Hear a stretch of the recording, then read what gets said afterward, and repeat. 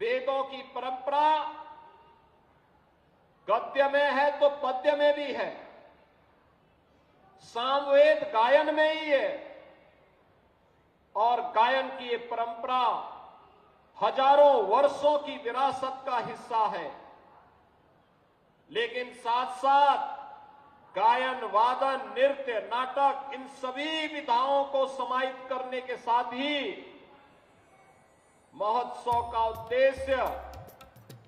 स्थानीय नौजवानों को, कलाकारों को, कलाकृतियों को, किसानों को, उद्यमियों को और समाज से जुड़ी हुई उन विभूतियों को जिन्होंने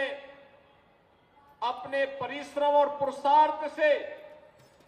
समाज के लिए कुछ योगदान किया है, उनको प्रोत्साहित करना, उनको एक मंच उपलब्ध कराना, उन्हें आगे बढ़ने के लिए प्रेरित करना, ये सभी कार्यक्रम एक साथ चले और उस कार्यक्रम की श्रृंखला को आगे बढ़ाते हुए ये मुझे प्रसन्नता है कि लगातार 8वें वर्ष में भी गोरखपुर महोत्सव 2018 से लगातार पिछले 7 बारों की तरह ही इस बार सफलता की नई ऊंचाई तक पहुंचते हुए आज यहां पर पहुंचा। नाम से ही पता लग जाता है, महायोगी भगवान गोरखनाथ की पावन साधना स्थली है। गोरखपुर भारत की धार्मिक और आध्यात्मिक परंपरा की एक महत्वपूर्ण भूमि है, लेकिन साथ साथ 1923 से गीता प्रेस के माध्यम से भारत के साहित्य, धार्मिक साहित्य का एक प्रमुख केंद्र भी है। गोरखपुर के पास ही कुशीनगर भगवान बुद्ध की महान निर्वाण स्थली कुशीनगर भी है। सूफी संत कबीरदास की महान निर्वाण स्थली मगहर भी है। गोरखपुर के आसपास भारत की प्राचीन विरासत के प्रतीक वे सभी स्थल हैं। कभी अपनी लेखनी के माध्यम से कथा सम्राट के रूप में विख्यात मुंशी प्रेमचंद ने गोरखपुर को अपनी कर्मस्थली बनाया था। तभी गोरखपुर में फिराक गोरखपुरी ने अपनी जन्मभूमि होने का सौभाग्य सी गोरखपुर को है। वैश्विक मंच पर भारत की आध्यात्मिक विरासत को योगानंद परमहंस ने इसी गोरखपुर में जन्म लिया था और यही गोरखपुर है जहां 1857 के प्रथम स्वातंत्र समर में ब्रिटिश हुकूमत की चूलों को हिलाने वाले शहीद बंधु सिंह की जन्म और कर्मभूमि भी यही गोरखपुर है। यही गोरखपुर है जिसने राम प्रसाद बिस्मिल के शौर्य को देखा है। इसी गोरखपुर में राम प्रसाद बिस्मिल को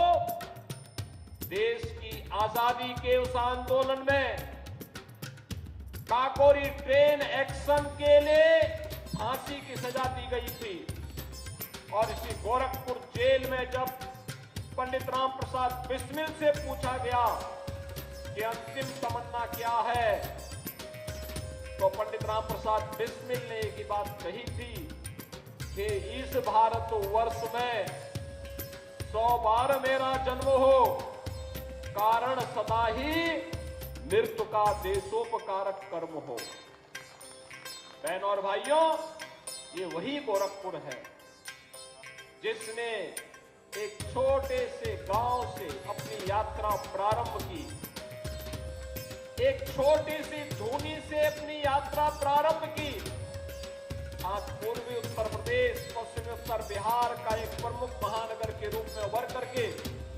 विकास के जितने प्रतिमान को स्थापित विकास कराएंगे,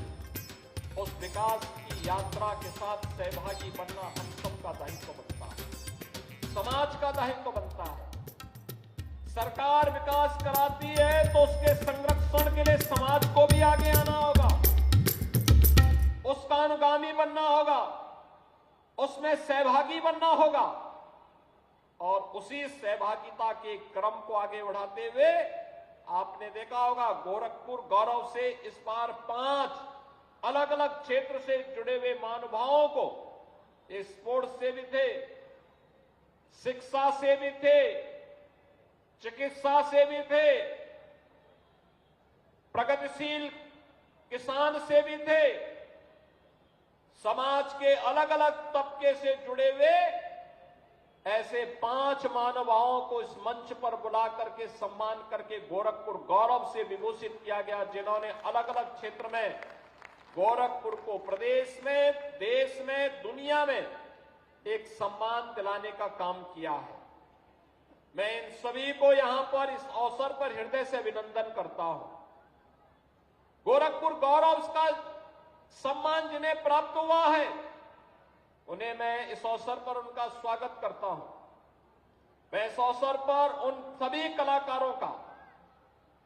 उन सभी महानुभावों का, जिन्होंने पिछले 3 दिवस के कार्यक्रम के साथ जुड़ करके भारत की आध्यात्मिक और सांस्कृतिक विरासत के प्रतीक बन रहे गोरखपुर महोत्सव को सफलता की एक नई ऊंचाई तक पहुंचाने के लिए अपना योगदान किया है।